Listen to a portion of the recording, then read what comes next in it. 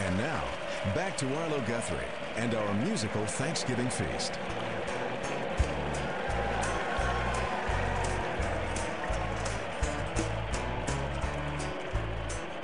Sounds like you might have heard this before.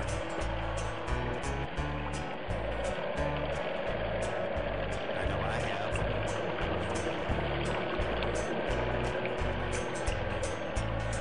That's because this song was called Alice's Restaurant. It's about Alice and the restaurant. But Alice's Restaurant was never the name of a restaurant. That was always just the name of this song. I guess that's why I still call this song Alice's Restaurant.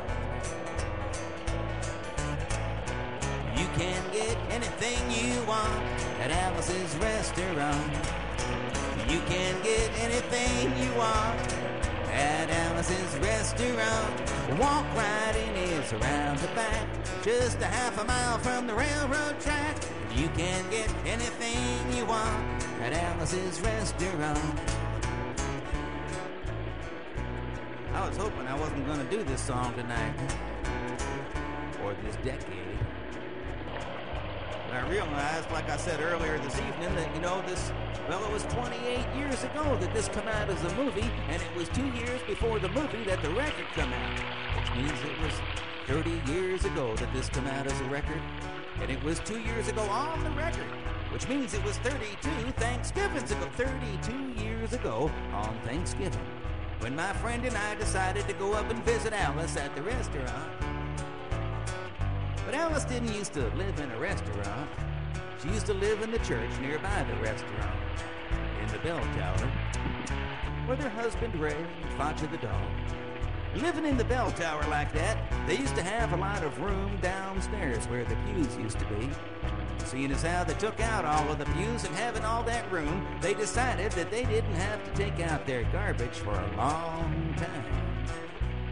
We got up there and found the place was filled with garbage, and we decided it'd be a friendly gesture for us to take the garbage down to the town dump.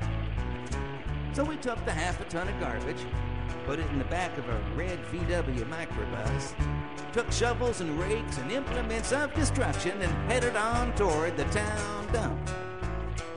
We got there, and there was a sign, a chain across the road, and the sign said, "Closed on Thanksgiving." We had never heard of a dump closed on Thanksgiving before. And so with tears in our eyes, we drove off into the sunset, looking for another place to put the garbage. You? And we didn't find one. Till we come to a side road.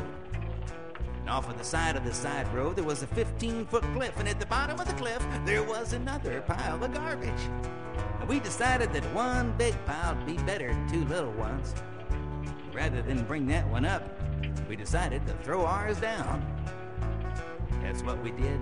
Drove back to the church, had a Thanksgiving dinner that couldn't be beat, went to sleep, and didn't get up until the next morning, when we got a phone call from Officer Obie. He said, "Kid, we found your name on an envelope at the bottom of a half a ton of garbage. Just wanted to know if you had any information about it."